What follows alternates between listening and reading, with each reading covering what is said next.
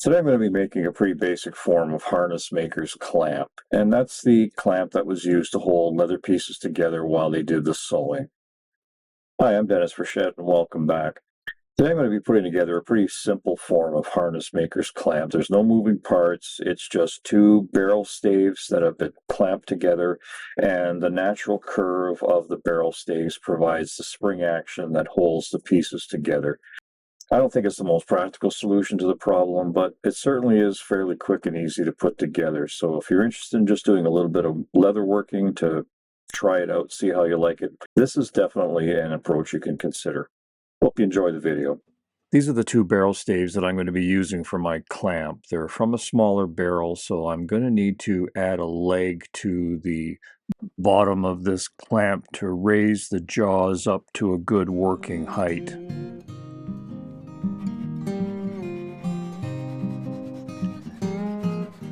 The first thing that I need to do to these barrel staves before I can put them together is to get rid of the inside curve at the top and bottom of each one. The top edge is going to be the working edge of the clamp, so that needs to have a perfectly flat surface to press up against the leather. And at the bottom, I just need to put in a flat surface that I can use to clamp the board that I need to adjust the height.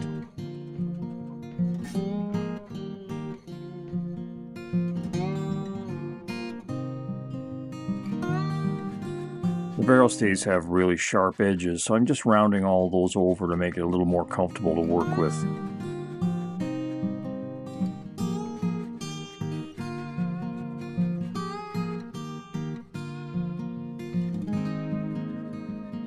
Here I'm just trying to get a sense of what kind of an angle I'm going to need at the bottom to be able to insert this leg.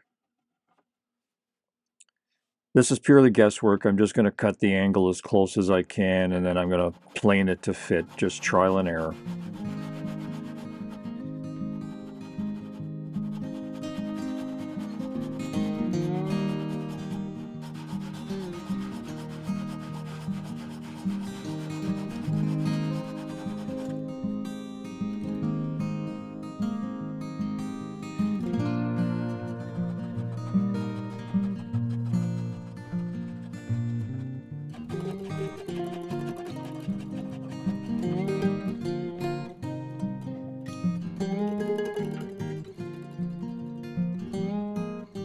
I'm going to be riveting all of these pieces together, so that means that I'm going to be forming a rivet head in a piece of wood, and the only way to do that successfully is to introduce a plate that's going to support the rivet and allow that head to form on the top surface of that plate. If you do it any other way, the rivet is going to start expanding through the whole length, and you're going to create a splitting wedge, which is going to break your wood apart.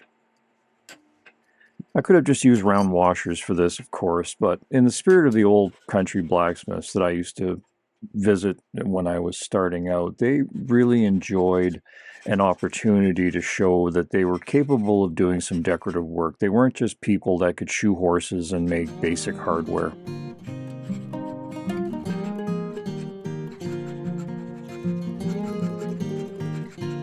Now, I created a problem for myself when I designed that bolster plate. I was looking at it strictly from a decorative point of view. I wasn't thinking ahead to the problem that I was going to have trying to line up those four holes on a curved surface.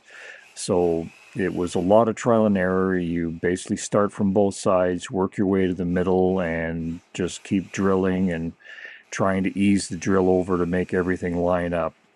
If I had to do it over again, I would have created still some decorative washers, but they would have been single washers that would have lined up regardless of where the holes ended up.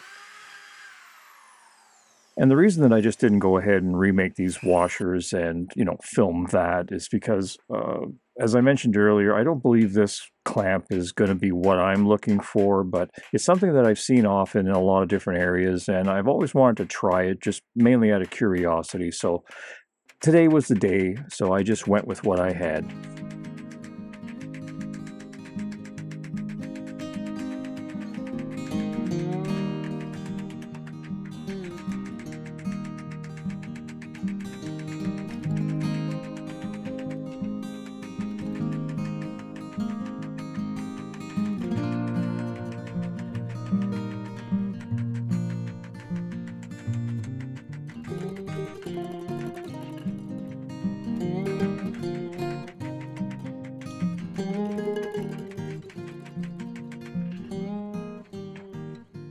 So here's the finished piece. This is the first in a series of videos that I'm going to be doing on leatherworking tools. So you'll see this again when we're done the whole kit and we're actually ready to do some sewing.